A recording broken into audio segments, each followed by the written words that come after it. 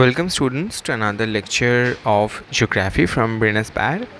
तो पिछले क्लास तक हम लोगों ने सस्टेनेबल डेवलपमेंट और उसके बाद रीजनल वेरिएंस एंड हमने देखा था कि कैसे रिसोर्स प्लानिंग किया जाता है और इंडिया में रिसोर्स प्लानिंग कैसे होता है, क्यों इम्पोर्टेंट है। आज हम देखेंगे कि लैंड रिसोर्सेस इंडिया में कैसे डिस्ट्रीब्यूटेड है, ठीक है, वो क्यों इस्तेमाल होते हैं, कैसे इस्तेमाल होते हैं, वो हमें देखना है, जानना है। तो सबसे इम्पॉर्टेंट बात जो होता है कि लैंड रिसोर्सेस इम्पॉर्टेंट है क्यों। क्योंकि देखो, तुम अगर आसपास देखोगे, लैंड के बिना कुछ भी नहीं होता है ना। मतलब लैंड एक ऐसा रिसोर्स है जो तुम्हें लगेगा ही लगेगा, no matter whatever you want to do. तुम्हें एग्रीकल्चर करना है, लैंड लगेगा। घर बनाना है, लैंड लगेगा। ट्रांसपोर्टेशन के लिए रोड बनाना है, घर लगेगा। फैक्ट्री बनाना है, ट्रांसपोर्ट के लिए रोड बनाना है, लैंड लगेगा। तुम्हें एक फैक्ट्री खोलना है, लैंड लगेगा। मतलब कुछ भी तुम्हें करना है, कुछ भी मिनिमम टू मिनिमम थिंग भी अगर तुम्हें करना है, उसमें तुम्हें लैंड लगेगा ही लगेगा। लैंड के बिना तुम कुछ भी नहीं कर सकते, है ना। तो इसलिए लैंड रिसोर्स हो जाता है इतना ज़्यादा इम्पॉर्टेंट। अब जो इम्पॉर्टेंट बात है कि लैंड हमारे इंडिया में कैसे डिस्ट्रीब्यूटेड है, तो अराउंड देखो 43% प्लेन्स है। ये बहुत बढ़िया होता है एग्रीकल्चर के लिए बहुत बढ़िया होता है, ठीक है। अब इसमें भी जो एलुवियल सॉइल वाला जो जगह होता है वो जनरल एग्रीकल्चर के लिए और भी ज़्यादा अच्छा होता है। अब प्लेन्स के अंदर फिजियोग्राफिक डिविजन्स में तुम लोगों ने पढ़ा था क्लास 9 में कि पंजाब प्लेन्स और गैंगेटिक प्लेन्स, ये दोनों ही बहुत बेहतर होते हैं एग्रीकल्चर के लिए, है ना। अब प्लेन्स को छोड़ के अगर माउंटेन्स देखोगे, माउंटेन्स में एग्रीकल्चरल काम ज़्यादा नहीं हो सकता है, मगर वहाँ पे वाइल्ड लाइफ है। माउंटेन्स में हम टी प्लांटेशंस देख पाते हैं ना, असम, दार्जिलिंग, ये माउंटेनियस रीजन से, हिली रीजन से, यहाँ पे टी प्लांटेशंस होते हैं। अच्छा, यहाँ पे एनिमल रियरिंग, एनिमल हस्बेंड्री होता है। यहाँ से हमें, यहाँ पे जो फॉरेस्ट है, फॉरेस्ट का जो लैंड है, वहाँ से हमें different type of forest resources मिलते हैं। एंड प्लेटोज़ जो होते हैं, प्लेटोज़ में भी हमें डायरेक्टली तो हम हमेशा नहीं बोल सकते एग्रीकल्चर, मगर फिर भी प्लेटोज़ में जो डेक्कन ट्रैप रीजन है, डेक्कन ट्रैप के अंदर जो ब्लैक सॉयल मिलता है हमें, ब्लैक सॉयल जो मिलता है, ये कॉटन कल्टीवेशन के लिए बहुत ही बढ़िया होता है, ठीक है। पूरा प्लेटो रीजन नहीं, मगर ब्लैक सॉयल का रीजन। मगर उसको छोड़कर भी प्लेटोज़ से हमें बहुत ज़्यादा मिनरल रिसोर्स मिलता है, जो भी बहुत ही इम्पॉर्टेंट होता है हमारे पूरे सिस्टम को अच्छे से चलाने के लिए, है ना। तो इंडिया में एक और चीज़ जो जानना है वो है रिवर्स, है ना। रिवर्स, माउंटेन से बहुत सारे रिवर्स निकलते हैं, जो रिवर्स से हमें मिलते हैं वाटर रिसोर्सेस।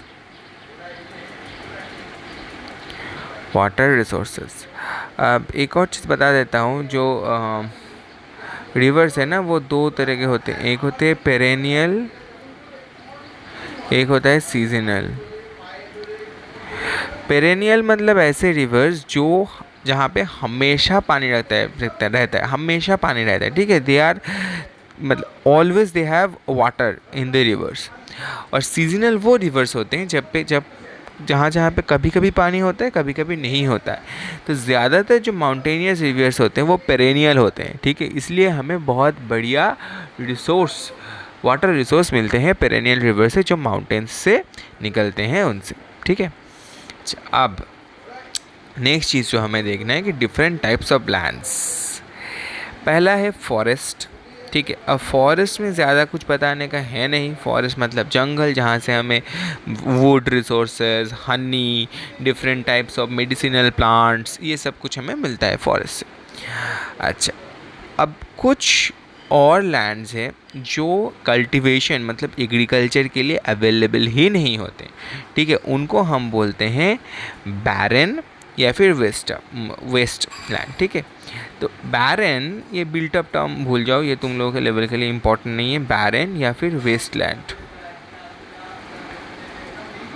ठीक है, ये सिर्फ याद रखो। इससे काम मैंने सोचा था बिल्टअप दूंगा, मगर बिल्टअप मतलब को सिर्फ बिल्टअप लिखने की कोई ज़रूरत नहीं है। तुम लोग सिर्फ बैरन और वेस्टलैंड ही लिखना, इससे ही काम हो जाएगा, ठीक है। बैरन और वेस्टलैंड। अब बैरन और वेस्टलैंड का मतलब क्या होता है कि ये ऐसा लैंड है जो आइदर बैरन मतलब बंजर, मतलब उस लैंड का टोटल न्यूट्रिएंट और उस लैंड का जो क्वालिटी है वो इतना ख़राब हो गया है कि वहाँ पे तुम और एग्रीकल्चर एक्टिविटी कर ही नहीं सकते। या फिर वेस्टलैंड मतलब भी एक ऐसा लैंड जहाँ पे इतना मतलब घटिया हो गया है सॉइल का क्वालिटी, और पानी जम जाता है पूरा, कीचड़ जैसा हो जाता है। ऐसे लैंड को वेस्टलैंड बोलते हैं जहाँ पे भी एग्रीकल्चर होता नहीं है, ठीक है। और उसके साथ साथ और कुछ लैंड होते हैं जहाँ पे कंस्ट्रक्शन है, ठीक है। कंस्ट्रक्शन से मतलब समझो जिस लैंड के ऊपर घर बनाया गया है, जिस लैंड के ऊपर फैक्ट्री बनाया गया है, जिस लैंड के ऊपर रोड बनाया गया है, ये जो सारे लैंड्स हैं, इस लैंड्स को तुम इस्तेमाल नहीं कर सकते फॉर कल्टीवेशन, तो वो भी इस not available for cultivation category का अंदर चला आता है, राइट।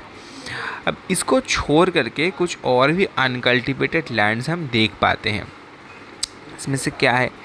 पहला है कि जो permanent pastures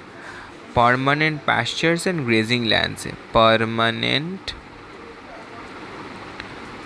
pastures and grazing land, ये ऐसा लैंड है जहाँ पे गाय, भैंस, बकरी जो भी हो उसको चढ़ाया जाता है, ठीक है। घास खिलाने के लिए चढ़ाया जाता है ना, तो वो ग्रेजिंग करवाया जाता है। तो ऐसे बहुत सारे लैंड्स हैं जो परमानेंटली उसी काम के लिए रखा जाता है। उस लैंड के ऊपर एग्रीकल्चरल एक्टिविटी नहीं किया जाता, क्योंकि अगर हम पूरे इंडिया का सारा लैंड एग्रीकल्चर के लिए इस्तेमाल कर लेंगे तो एनिमल हस्बेंड्री होगा कैसे? एनिमल हस्बेंड्री के लिए भी तो ग्रेजिंग के लिए हमें जगह चाहिए, फॉर एनिमल्स के लिए ग्रेजिंग के लिए जगह चाहिए, तो उसके लिए जगह बचाया जाता है, और वो बचाया जाता है by the name of permanent pastures या फिर ग्रेजिंग लैंड्स, ठीक है। अच्छा, थोड़ा मिटा देता हूँ तो मुझे लिखने, हाँ। अच्छा, नेक्स्ट जो चीज़ हमें देखना है कि लैंड जो मिसलेनियस ट्री क्रॉप्स के अंदर है, मतलब ट्री क्रॉप्स मतलब कि समझो इसके अंदर ही आ रहा है, ठीक है। समझो रबर प्लांटेशन,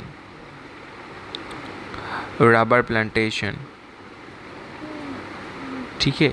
ये रबर प्लांटेशन एग्रीकल्चर के अंदर डायरेक्टली नहीं आता है, ठीक है। ये एक प्लांटेशन है, ये एक ट्री क्रॉप्स है, ट्री क्रॉप के अंदर आता है, ठीक है। और या फिर समझो साल, ठीक है, साल ट्री लगाया गया, या फिर समझो नीम ट्री लगाया गया। रबर से भी ज़्यादा बेहतर एग्जांपल साल, नीम होता है, ठीक है। तो ये सब के लिए अगर हम लैंड इस्तेमाल करें तो वो भी हमारे अदर अनकल्टिवेटेड लैंड के अंदर आ जाता है। इसको छोड़ के एक और जो चीज़ देखना है वो है कल्चरेबल वेस्टलैंड, जो which is left uncultivated for more than 5 agriculture years. मतलब कुछ ऐसे जो वेस्टलैंड हमने पढ़े कि ऐसे लैंड्स होते हैं जो बहुत कीचड़ होते हैं, पानी जम जाता है, वहाँ पे एग्रीकल्चर नहीं कर सकते, मगर इसमें भी ना कुछ पार्ट ऑफ वेस्टलैंड होता है जिसको प्रॉपर ट्रीटमेंट के थ्रू हम फिर से एग्रीकल्चरेबल या फिर कल्टिवेबल बना सकते हैं। मगर ऐसा है एक वेस्टलैंड समझो जिसको कल्टिवेबल बनाया जा सकता है, जहाँ पे एग्रीकल्चर किया जा सकता है, वहाँ पे 5 साल से ज़्यादा एग्रीकल्चर नहीं होता है, तब उसको बोलते हैं कल्चरेबल वेस्टलैंड। कल्चरेबल वेस्टलैंड कि कल्चर पॉसिबल है मगर नहीं किया जा रहा है, ठीक है, ये कल्चरेबल वेस्टलैंड। अच्छा, फिर जो देखना है वो है फैलो लैंड्स। अब ये फैलो लैंड का कंसेप्ट अच्छे से समझना, बार बार बच्चों कन्फ्यूज़ हो जाते हैं, कन्फ्यूज़ मत होना, अच्छे से समझो। फैलो लैंड्स मतलब ऐसा एक लैंड जिसको 1 साल या 1 साल से कम, ठीक है, मतलब एग्रीकल्चरल ईयर या फिर उससे कम टाइम तक वहाँ पे एग्रीकल्चर नहीं किया गया है, तो उसको बोलते हैं फैलो लैंड, ठीक है। मतलब 1 साल, 1 ईयर 1 ईयर, मैंने 1 एग्रीकल्चरल ईयर लिखो यहाँ पे जगह, ठीक है लिख देता हूँ, रुको। 1 एग्रीकल्चरल ईयर और लेस, इस टाइम के लिए समझो इस लैंड के ऊपर कोई एग्रीकल्चरल एक्टिविटी नहीं हुआ है, तो उसे हम बोलते हैं करंट फैलो। इसका हम बोलते हैं करंट फैलो, करंट फैलो, ठीक है। अब करंट फैलो को छोड़ के अगर कोई भी ऐसा लैंड है जो अनकल्टिवेटेड पड़ा हुआ है, अनकल्टिवेटेड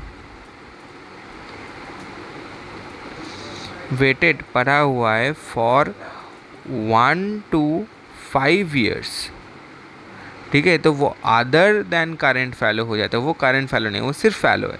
तो करंट फैलो सिर्फ वो लैंड है जो एक एग्रीकल्चरल ईयर या फिर उससे कम टाइम तक वहाँ पे एग्रीकल्चर एक्टिविटी नहीं हुआ है, वो करंट फैलो है। और उसको छोड़ करके 1 से 5 साल तक अगर एक ऐसा लैंड है जहाँ पे एग्रीकल्चर नहीं हुआ है, तो वो हो जाता है हम लोगों का नॉर्मल फैलो लैंड। और अगर 5 साल से ज़्यादा वहाँ पे एग्रीकल्चर नहीं होता है, तो फिर वो चला जाता है कल्चरेबल वेस्ट लैंड में। समझ पा रहे हो? मतलब 0 to 1 करंट फैलो में अंदर आता है, फिर 1 to 5 सिर्फ फैलो के अंदर आता है, फिर 5 to इन्फिनिटी ये आता है आप लोगों का कल्चरेबल वेस्ट लैंड के अंदर। या फिर ये सिर्फ वेस्टलैंड भी बोल सकते हो, बैरन भी बोल सकते हो, इसको डिफरेंट नाम से तुम बोल सकते हो।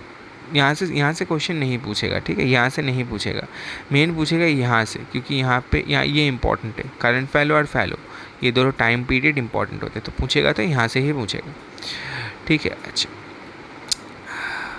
और क्या देखना है? हाँ, net sown area. Net sown area का मतलब क्या होता है? नेट सोन एरिया मतलब पूरे देश में कितना लैंड के ऊपर एग्रीकल्चर होता है उसको नेट सोन एरिया बोलते हैं। मतलब समझो ये अगर पूरा देश है और इसमें 50% एरिया के ऊपर एग्रीकल्चर हो रहा है, तो नेट सोन एरिया कितना होगा? 50%। तो कितने एरिया के ऊपर एग्रीकल्चर हो रहा है उसको बोलते हैं नेट सोन एरिया। ओके, अच्छा, और कुछ एरिया होते हैं ना, ठीक है, जैसे समझो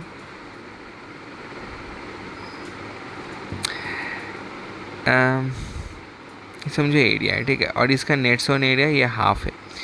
मगर ये जो हाफ नेट सोन एरिया है, इसके अंदर कुछ लैंड्स है जहाँ पे मल्टीपल टाइम्स क्रॉपिंग होता है या ईयर के, ठीक है, मल्टीपल टाइम्स क्रॉपिंग होता है। कहीं कहीं पे नहीं भी होता है, कहीं कहीं पे ये जो मार्क 3 जगह है ना, यहाँ पे मल्टीपल टाइम्स क्रॉपिंग होता है ईयर में। तो वहाँ पर समझो खारिफ क्रॉप्स, रबी क्रॉप्स, जैद क्रॉप्स, ठीक है, डिफरेंट क्रॉप्स डिफरेंट टाइम पे लगाया जाता है, हार्वेस्ट किया जाता है। तो ऐसे जो लैंड्स हैं इनको 2 या 3 बार ऐड कर अगर हम कर दे 50% के साथ, समझो ये टोटल अगर 50% है, तो ये समझो ये पार्ट और ये पार्ट लेके समझो और 10% हो रहा है। तो वो 50% के साथ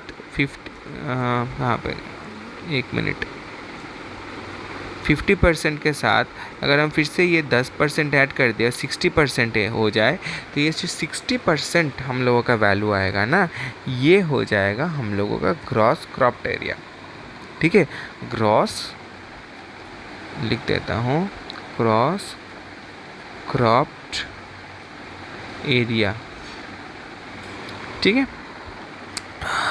तो इतना काफ़ी है आज के लिए। ये जो पूरा लैंड का ये पूरा पार्ट है ना, फॉरेस्ट, ये फैलो लैंड, नेट सोन, ये पूरा जो चीज़ है ना, ये बुक में भी लिखा हुआ है। बुक से बार बार रिवाइज़ करते जाना, यहाँ से भी कर सकते हो, मगर बुक से भी पढ़ के जाना, ताकि टर्मिनोलॉजीज़ अच्छे से एग्ज़ाम में लिख पाओ, ठीक है। तो आज के लिए इतना ही। Thank you and we will meet in the next class.